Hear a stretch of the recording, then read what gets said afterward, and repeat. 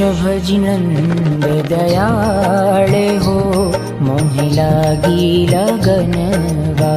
वृषभजी नंद दयाळ हो, मोहे लागी लगनवा। लागी लगनवा छोड़ी न छूटे, लागी लगनवा छोड़ी न छूटे। जब लग गट में है प्राण हो, मोहे लागी लगनवा। जब लग घट में